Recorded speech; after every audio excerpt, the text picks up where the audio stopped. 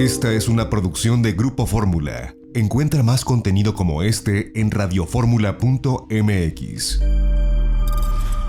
Jaime Núñez. Ya son las 8 de la mañana con 38 minutos, tiempo del centro del país. El día de ayer el doctor Leonardo Curcio tuvo la oportunidad de platicar aquí en Grupo Fórmula con la jefa de gobierno Claudia Sheinbaum.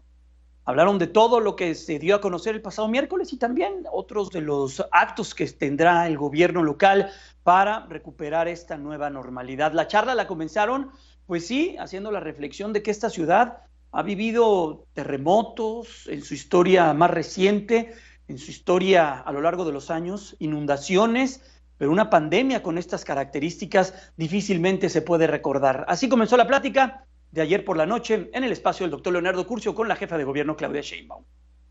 Sí, por lo menos en la época más reciente, en las últimas décadas, porque si nos vamos a la historia más antigua y recordamos lo que fue la conquista de los españoles, pues también hubo una cantidad muy importante de personas que fallecieron precisamente por la viruela. Entonces, pero en la época reciente evidentemente no habíamos tenido una situación de este tipo. La más reciente fue en el 2009 con el H1N1, pero en ese caso hubo pues la gran virtud de que muy pronto se encontró un antiviral que atendía los casos más graves de esta enfermedad. En este caso, pues la situación grave a la que nos estamos encontrando, pues es que no hay vacuna, y aun cuando esta es una pandemia mundial y hay grupos de científicos de todo el mundo trabajando, aún no se encuentra ni una vacuna que lleva tiempo, ni un medicamento que nos permita disminuir la gravedad de la enfermedad, sobre todo para personas muy vulnerables que pues están teniendo que ser hospitalizadas. Dicen los historiadores que la influenza esta española, la del 18, fue particularmente mortífera también en la capital, pero en los tiempos modernos no habíamos tenido esto. ¿Usted comparte el optimismo del presidente de que no vamos a tener ya una saturación de los hospitales? ¿Que ese escenario en México y en nuestra ciudad concretamente ha quedado conjurado, doctora?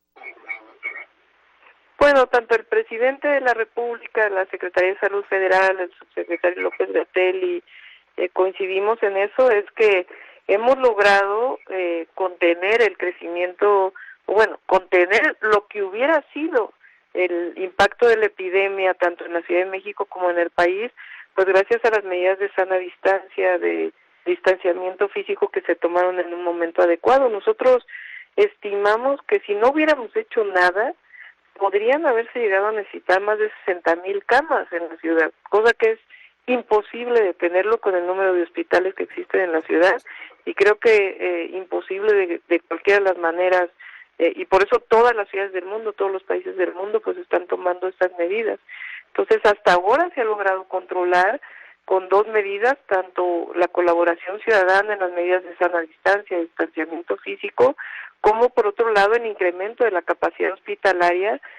Hoy tenemos, por ejemplo, 1,111 personas intubadas en la Ciudad de México, que si no hubiera habido la coordinación institucional con todas las instituciones de salud, pues de otra manera no hubiéramos podido tener este crecimiento tan importante. Sí, solo sí guardamos las medidas de sana distancia y de distanciamiento físico que todavía son necesarias. Hoy tenemos en la ciudad 1,111 personas intubadas, como lo mencioné, cerca de 4,500 personas hospitalizadas por COVID o sospecha de COVID-19, y tenemos una capacidad en la zona metropolitana para atender por lo pronto a 1,850 personas. Pensamos llegar a 2,000 camas de terapia intensiva que puedan atender a personas en la zona metropolitana, y la única manera de que esto pueda comenzar a descender pues es evitar los contagios. Lleva tiempo evitar los contagios, por eso todo este tiempo de las medidas de sana distancia, pero todavía tenemos que estar en esta circunstancia para no llegar a una situación de desborde y que una persona que enferme gravemente no encuentre una cama en un hospital. Sí. Dígame una cosa, doctora, ¿tenemos, digamos, el brotes localizados en la capital de la República, o toda la geografía capitalina y toda la zona metropolitana está sometida a la misma presión? Estamos sometidos toda la zona metropolitana a la misma presión. El número de contagios tiene que ver principalmente con la población. Por ejemplo, Iztapalapa pues es la alcaldía con más habitantes, tiene cerca de 1.8 millones de habitantes. Ecatepec, que es el municipio más grande del país, que tiene cerca de 2 millones de habitantes, pues es el municipio con más contagios, seguido por Iztapalapa, después Gustavo Amadero, precisamente por la cantidad de población y la densidad poblacional. Entonces hay un comportamiento que tiene que ver principalmente con la población. Y en algunos lugares evidentemente también es más fácil guardar la sana distancia, porque si uno es asalariado pues es más fácil porque finalmente recibe un ingreso permanente. Las personas que viven al día, muchas familias tienen que seguir saliendo a trabajar. Entonces por eso estamos dando pues un mínimo de apoyos a la población más vulnerable y al mismo tiempo pues invitando a que todo el mundo siga permaneciendo en casa. Para los niños ha sido un periodo muy complicado. Entiendo que va a haber apoyos suplementarios por parte de su gobierno para estos chicos que no volverán al fin el ciclo escolar. Supongo que se retomará en agosto, doctora. Sí, estamos ahí en coordinación con la Secretaría de Educación Pública. Por lo pronto, en junio no se puede regresar.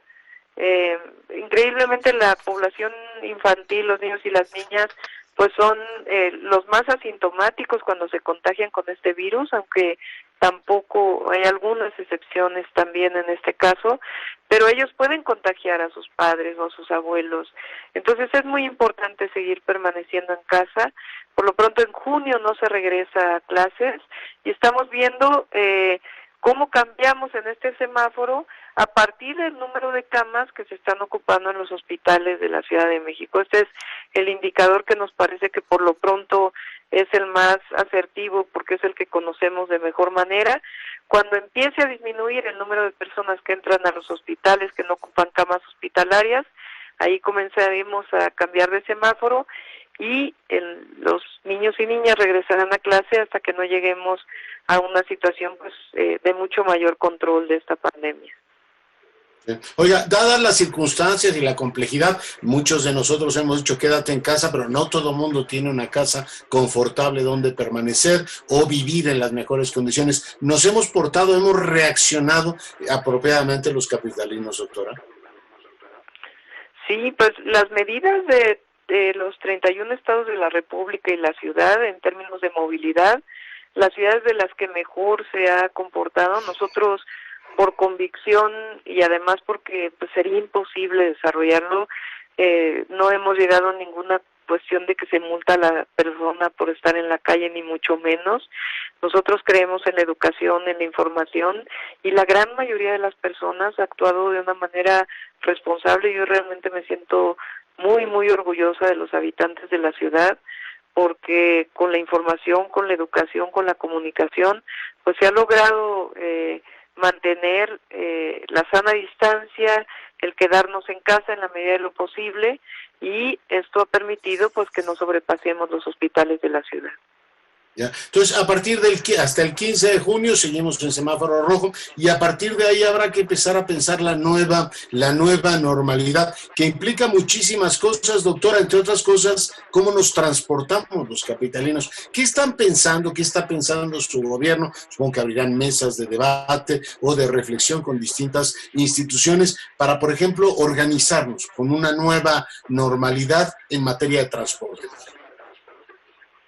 Sí, son dos temas. Yo creo que todos los gobiernos del mundo y las sociedades lo que estamos buscando pues es un balance entre el bienestar de las familias, el bienestar social, la economía y al mismo tiempo pues que no se incremente el número de contagios. Y este equilibrio pues tan difícil, si no cooperamos todos pues es muy difícil alcanzarlo.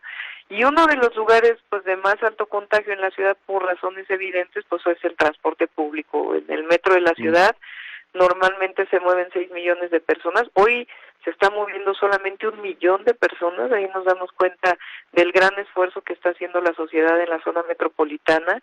Y lo que estamos pensando no solamente es medidas de control de acceso al transporte público, sino también en los lugares de trabajo, en las zonas laborales, es decir, si logramos trabajar horarios distintos, de tal manera que no todos entremos a la misma hora y salgamos a la misma hora y saturemos el transporte público, es decir, horarios escalonados y otras acciones que estamos trabajando con las cámaras, con inclusive organizaciones laborales, con los sindicatos, de tal manera que tengamos mucha comunicación, porque aquí pues todos tenemos que colaborar y entender qué es lo que vive una fábrica, qué es lo que vive un comercio, qué es lo que vive un espacio público, un lugar de esparcimiento, de tal manera que con este diálogo podamos encontrar pues las mejores condiciones y darle a la ciudadanía las mejores posibilidades, porque también entendemos que es difícil cuando los hijos no van a la escuela y uno tiene que regresar a trabajar. Entonces todo esto lo estamos valorando para que en el momento en que cambien los semáforos podamos darle facilidades a todo el mundo. Eso de los horarios me parece muy importante. El fomentar el teletrabajo, hemos descubierto que efectivamente se pueden hacer muchas cosas a distancia, mantener la productividad sin necesidad de tener a la gente exactamente en el mismo lugar a la misma hora. Hay muchas otras cosas que esta ciudad hace. Somos una potencia gastronómica, somos una ciudad turísticamente muy relevante y ese sector, doctor, ha sufrido mucho. ¿Qué tienen pensado para atender eso?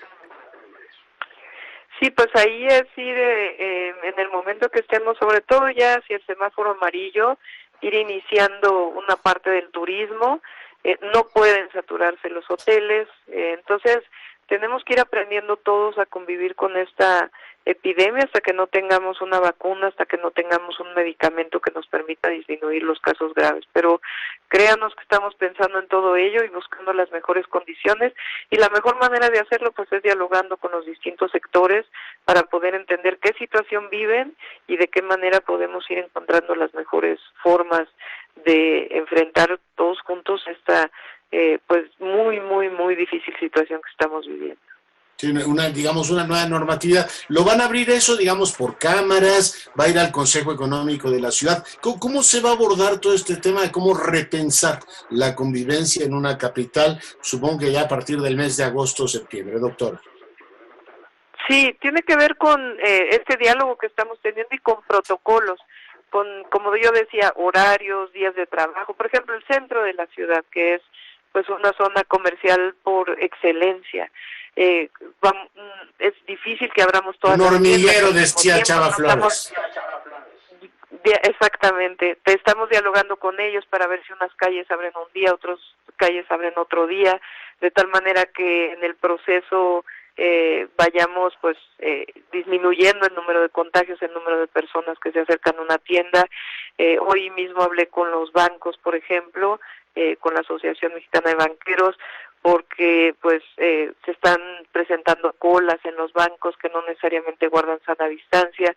Entonces todo esto tenemos que aprender a hacerlo y en diálogo permanente y protocolos de trabajo, protocolos que nos permitan saber, por ejemplo, a principios de junio entra la construcción. Entonces, cómo van a estar los cómo los propios trabajadores a la salida de sus trabajos tienen que comportarse, tienen que tener cierta disciplina de movilización, y todo esto pues tenemos que hacerlo con las distintas empresas de construcción que trabajan en nuestra ciudad, porque al mismo tiempo pues estas actividades que generan también pues ingreso en la población pues tienen que comenzarse a desarrollar.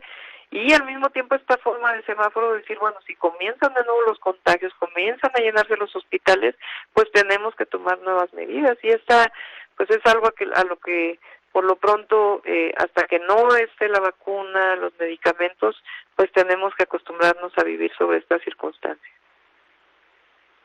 Finalmente le pregunto, doctora, agradeciéndole muchísimo la conversión. Necesitamos muchas pruebas para poder volver a la actividad, o sea, para proceder al desconfinamiento hacen falta muchas pruebas y evitar que tengamos un rebrote. Yo estoy de acuerdo con eso. Me parece que es muy importante que en la medida que haya pruebas, pues entonces vamos a poder identificar a los positivos y aislar a los positivos, de tal manera que pues no sigan contagiando.